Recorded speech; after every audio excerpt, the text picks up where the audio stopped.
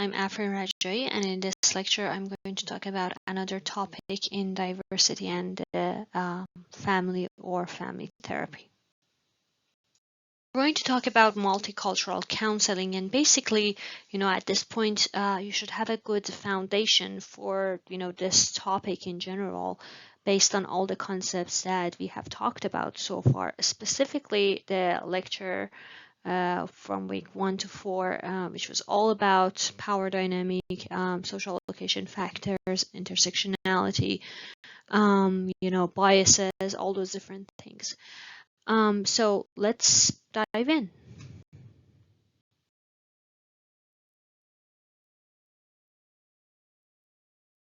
Talked about this in my introduction video, but I'm going to talk about it again because it's really important. Starting next week, you're going to focus on a specific population each week.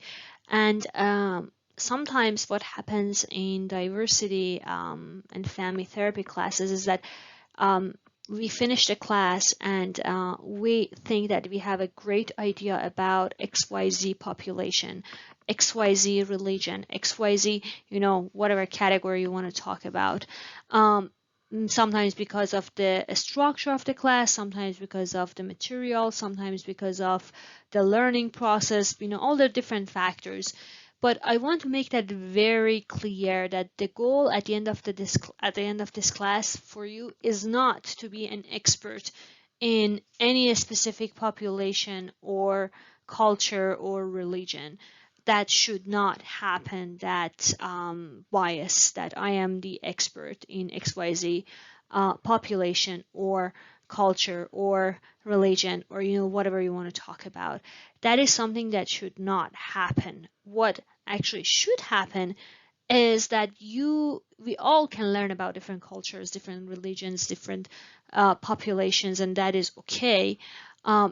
We always need to be open and curious about what we have learned, right? So again, like an example, if I know XYZ about Islam and Muslim population, and if I have a Muslim client or family, I'm not going there assuming that all these different things that I learned from Islam or Muslim people, they are exactly the same within this family, right? So I'm going to ask them, I'm going to tell them, hey, you know what, this is what I've heard about Islam or Muslim population, that maybe they don't shake hands with the a person who is from I don't want to use the word opposite, but in this case scenario, just for the sake of example, from the opposite gender, as that the case for you? Is it okay if we shake hands, right? So I'm not going to be there with knowing sentences that having periods or dots at the end of it. I'm going there with question marks, that this is something that I've heard, this is something that I know.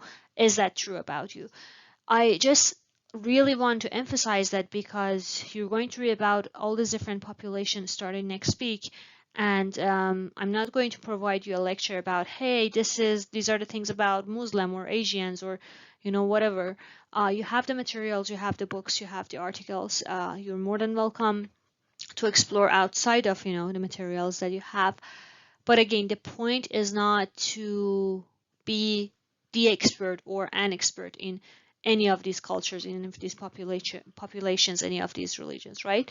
The point is to become familiar with them, and then the biggest or deeper, I think, goal for all of us is to stay curious, to become mindful of our own biases about XYZ culture, about XYZ population, religion, to feel like, okay, I always feel like I'm uncomfortable working with XYZ. Why is that? What kind of messages I got growing up? Why is it so uncomfortable for me to challenge XYZ, right? Those kinds of self of the work, self of the therapist work, and those kinds of challenges, and those kinds of kind of like questions and journey for you, not to be an expert in different cultures or religions. That is something that, again, like I repeat, because we have this course in different mental health field program, and the goal is to become multicultural and having that multicultural lens. And sometimes what happens is we promote biases, we promote stereotypes because we just say, hey, this is Asian, this is Muslim, this is Middle East, just learn about them. Like they are like this. And we actually want to do the opposite. What should happen is we do not need to put people into boxes. Society already, has done that for us. We don't need to repeat that. We need to, be open, curious, and learn about clients from the clients, not from the books or from, the stereotypes. So again, some of the important things about multicultural counseling are the things that we have talked about so far, starting week 1. But to just briefly review, we're going to talk about some key aspects in multicultural counseling. So multicultural counseling is a sort of like approach or perspective that recognizes and addresses the impact of culture, ethnicity, race, religion, gender, sexual orientation, socioeconomic status, and other social location factors or identity factors on individuals' mental health and well-being. So it acknowledges that culture plays a significant role in shaping individuals' beliefs, values, behaviors, and worldview, and also aims to incorporate culture humility into counseling process, right? That culture humility, that concept to be curious, asking questions.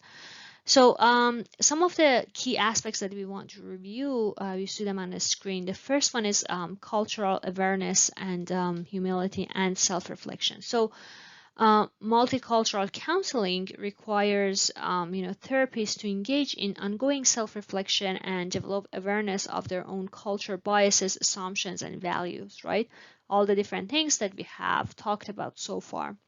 So this self-awareness really helps therapists approach clients with respect, obviously, openness, and cultural humility, right? So it's not about right or wrong, it's about different perspectives. The next one is cultural humility. So cultural humility involves, having knowledge and skills about working or to work with clients from diverse cultural backgrounds. But again, the goal is not to be an expert in a specific culture. The goal is to be informed and at the same time know that we all have blind spots and we should be always curious and we need to ask questions. So the next concept is, or key principle is intersectionality. So multicultural counseling actually recognizes that individuals processes multiple intersecting identities that influence their experiences. So therapists consider how various aspects of social location factors and identity, such as again like race, gender, sexual orientation, you name it, right? All these different things, they can lead to unique experiences and challenges for each individual.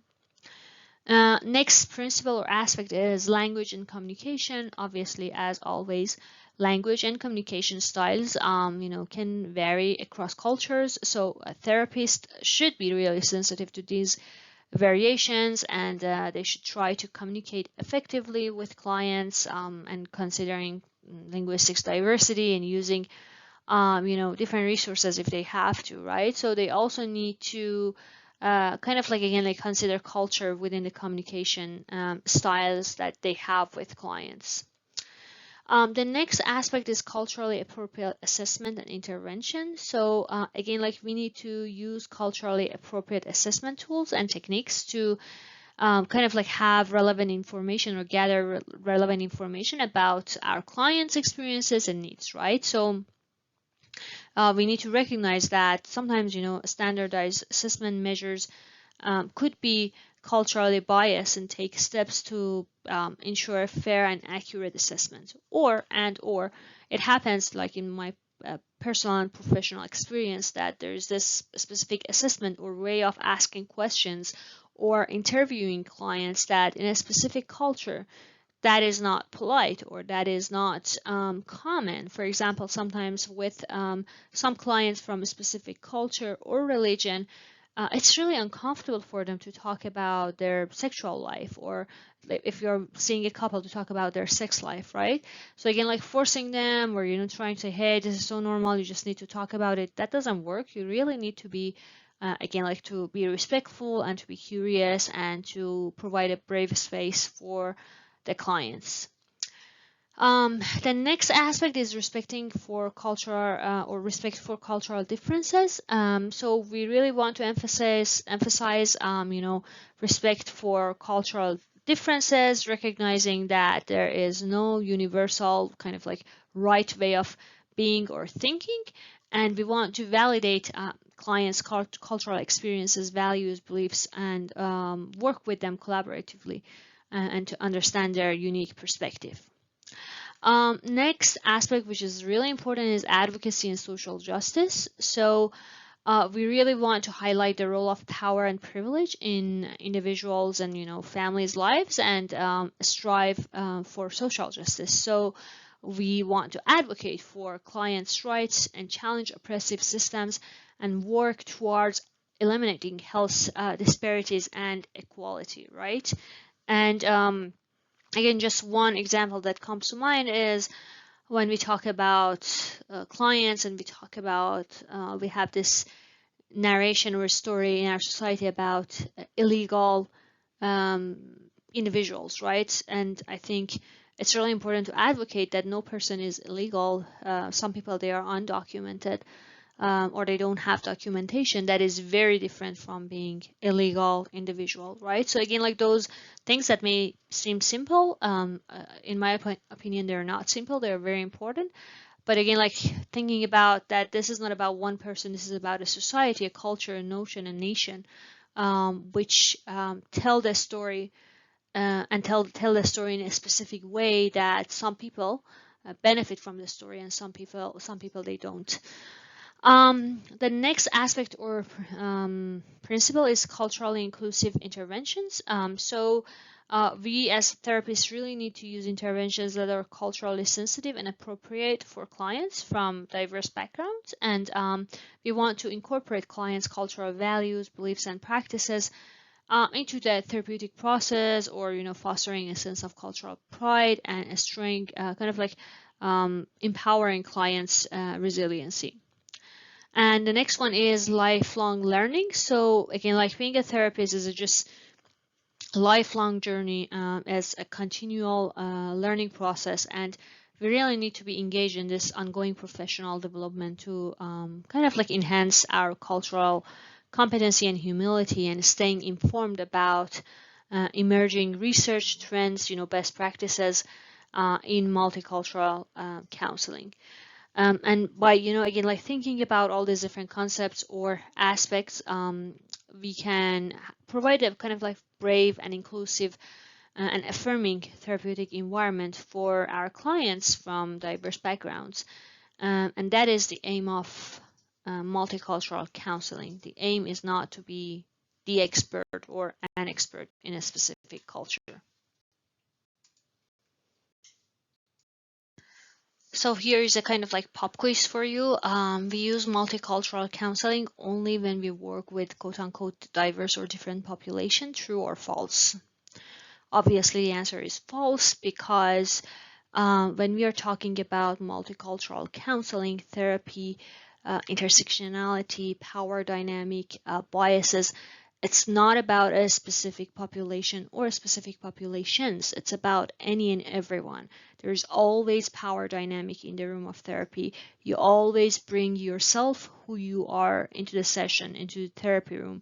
And because of that, and because of the person who is in front of you, or people who are in front of you, which are human being, there's always intersectionality, always interaction of intersection of power, biases, meaning making systems. And because of that, multicultural counseling is not about just quote unquote diverse or different populations.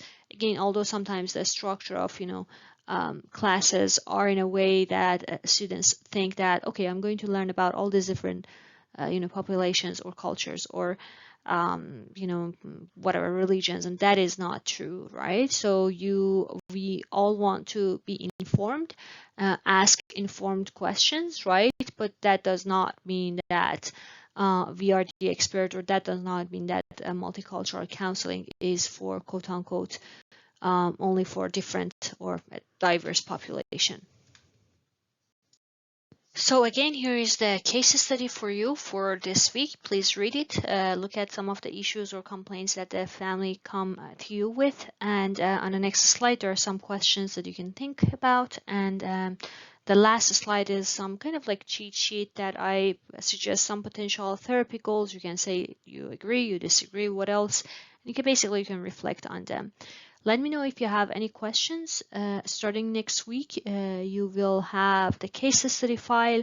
You will have optional QA sessions to come ask questions, reflect on anything that you want to. And you may also have some other videos. Yeah, so enjoy it.